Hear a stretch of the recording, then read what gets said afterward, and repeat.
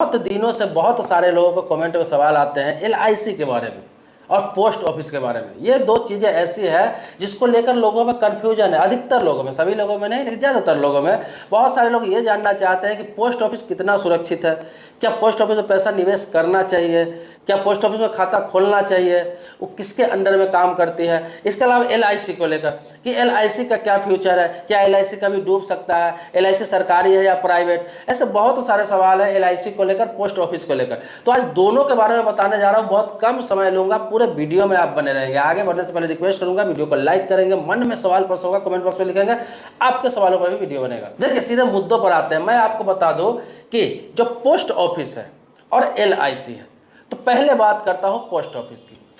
Post office जो है वो डायरेक्ट कहिए या इनडायरेक्ट कहिए, वो डायरेक्ट भारत सरकार की संस्था है, उसमें किसी प्रकार का किसी का कोई हस्तक्षेप नहीं है।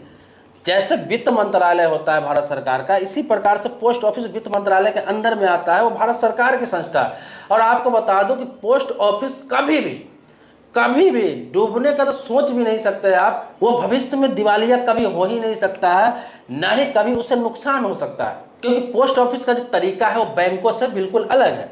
पोस्ट ऑफिस अभी किसी को लोन नहीं दे रही कि उसका पैसा मार्केट में करोड़ों अरबों सैकड़ों करोड़ हजारों करोड़ फंसा हुआ है, चाहे वहां से लेकर बड़े बड़े बिजनेसमैन लेकर पैसा भाग गए हुए हैं। ऐसा पोस्ट ऑफिस में कोई सिस्टम नहीं है, ये आप भी जानते हैं।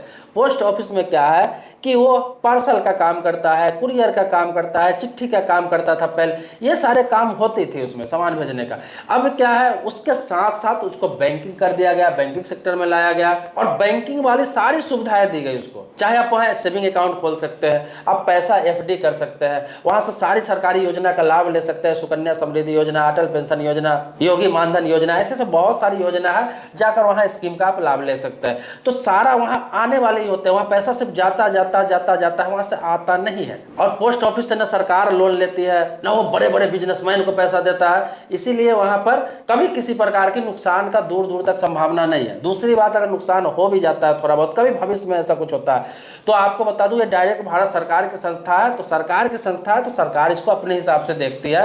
और पोस्ट ऑफिस पर कभी अभी तक कभी कोई न आँच आया है, न कभी दूर दूर तक आने की संभावना है। तो आप समझिए कि बैंक से ज्यादा एक तरह से, ये नहीं बोलो कि बैंक में खाता नहीं, बैंक में खाता रखना बहुत जरूरी इंपॉर्टेंट है, बैंकों का सर्विस अलग है, लेकिन एक पोस्ट ऑफिस में आप खाता जरूर रखें, क्योंकि ये पोस्ट ऑफिस का खाता बहुत ही महत्वपूर्ण होता है, बहुत ही अच्छा होता है। और भविष्य में हर व्यक्ति को एक पोस्ट ऑफिस का खाता रखना चाहिए, ताकि सरकारी योजनाओं का लाभ ले सके, सरकारी स्कीम का लाभ ले सके, सरकार का कोई पॉलिसी है तो वहां से आसानी से आप उस योजना का लाभ ले सके, उस योजना में खाता खुलवा सके। जैसे मैंने कई योजना का नाम लिया, योगी मानधन योजना हो गया, सुकन्या समृद्धि योजना हो गया जो बेटियों के लिए होता है, अटल पेंशन योजना हो गया, ऐसे बहुत सारी योजना है जिसका लिस्ट बहुत लंबी है। और आपको पोस्ट ऑफिस का भी, आपको पोस्ट ऑफिस पेमेंट बैंक आता है जो ऐप के द्वारा उसे ऑपरेट कर सकते हैं, एटीएम कार्ड, चेक बुक, सारी बैंकिंग सुविधाएं अब मिल जाती है, किसी प्रकार की वहां भी कोई दिक्कत नहीं। आपको लगेगा पूरा मजा मुझे बैंकिंग वाला ही मिल रहा है, कोई दिक्कत नहीं है, कोई रिस्क नहीं है वहां पे।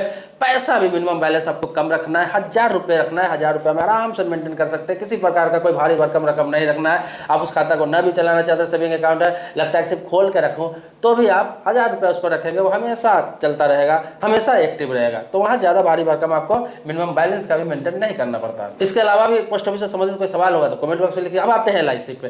तो एलआईसी की बात करूँ तो एलआईसी अपने देश की इंश्योरेंस सेक्टर में सबसे लार्जेस्ट कंपनी है, सबसे बड़ी कंपनी है।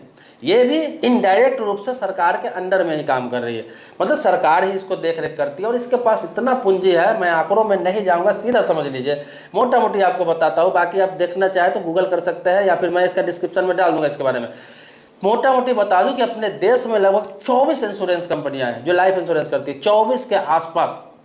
और सारे के अगर पूंजी मिला दिया जाए, सारे कंपनी का कैपिटल मिला दिया जाए, तो भी उससे ज्यादा अकेला एलआईसी के पास पूंजी है, एलआईसी के पास उससे ज्यादा कैपिटल है। तो समझ लीजिए कितनी बड़ी कंपनी है एलआईसी। एलआईसी का पैसा बहुत बड़ी बड़ी कंपनियों में शेयर के रूप में लगा हुआ है, बहुत बड़ी बड़ी कंपनियां। कौन सी ऐसी कंपनियां हैं लगभग अपने देश में जो बड़ी बड़ी कंपनियां हैं जिसमें एलआईसी का शेयर नहीं है, वो भी बहुत रकम, बहुत क्वांटिटी में इसने बहुत बड़ी बड़ी कंपनियों का शेयर खरीद रखा है। इसके अलावा एलआईसी भी खुद शेयर मार्केट में लिस्टेड है।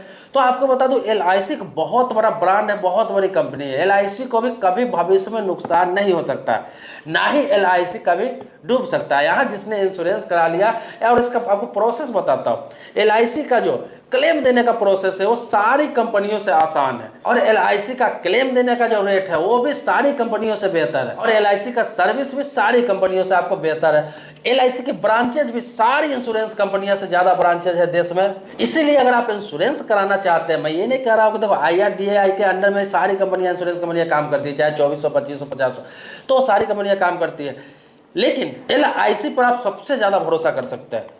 LIC पर सबसे ज़्यादा भरोसा कर सकते हैं, और लोग करते भी हैं, क्योंकि इसका जो सुविधा है वो सुविधाएं अभी सारी इंश्योरेंस कंपनियां उस तरह की सुविधाएं नहीं उपलब्ध कराती है।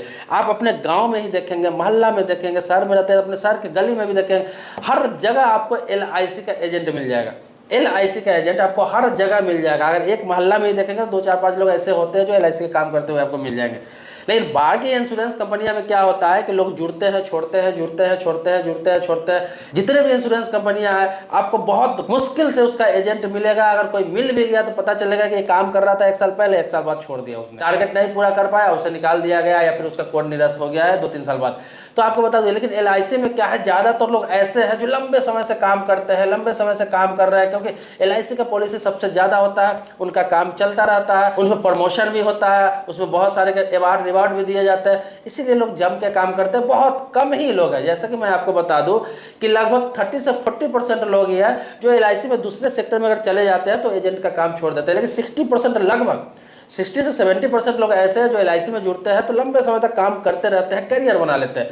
बाकी कंपनियों में क्या है कि एजेंट के रूप में लोग ज्वाइन करते हैं लेकिन टिक नहीं पाते हैं। लगभग 80% लोग वो सेक्टर ही चेंज कर लेते हैं, कंपनी ही चेंज कर लेते हैं, इस तरह का होता है। तो सर्विस उतना बढ़िया, उतना बेहतर नहीं मिल पाता है। हालांकि ऑनलाइन हो गया है हर चीज़, ये बात आप बोलेंगे या कोई बोलेगा कि हाँ ऑनलाइन अब सब कुछ हो गया, खुद से भी आप कर सकते हैं, लेकिन सारे लोग हर चीज़ ऑनलाइन नहीं कर सकते। गांव में रहने वाला व्यक्ति जो अनपढ़ है, कम पढ़ा लिखा है, वो आज भी प्रीमियम अपने एजेंट के हाथों ही जमा करवाता है। आज भी उनको क्लेम लेना होता है, चाहे किसी प्रकार की कोई दिक्कत आती है, समस्या आती है, तो अपना एजेंट से संपर्क करता है या फिर खुद जाकर ब्रांच में संपर्क करता है। वो खुद से इसे नहीं समझ पाता है, क्योंकि आपको पता है कि अपने देश में अभी भी लगभग 40% लोग सिर्फ और सिर्फ साक्षर है। साक्षर का मतलब है कि नाम लिखना आ गया, पहली, दूसरी, तीसरी, चौथी तक पढ़ाई कर ली है, हो गया।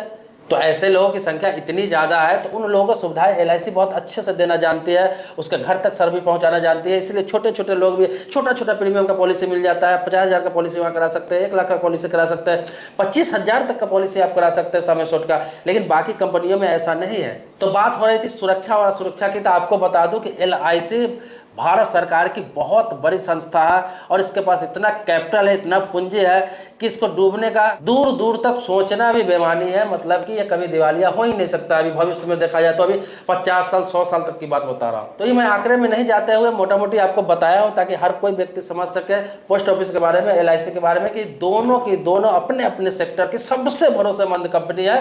इन दोनों पे आप भरोसा करिए, और ये बिल्कुल बिल्कुल सरकार के अंडर में काम कर रही है, सरकार के संरक्षण में काम कर रही है, और इस पर हमेशा सरकार की नजर रहती है। दोस्तों, इसी प्रकार से कोई आप सवाल करेंगे तो मैं इसके बारे में बताने का प्रयास करूंगा, उसके बारे में डिटेल जानकारी देने का प्रयास करूंगा।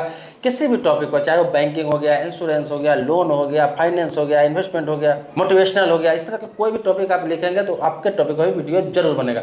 दोस्तों, वीडियो लंबी होती जा रही है।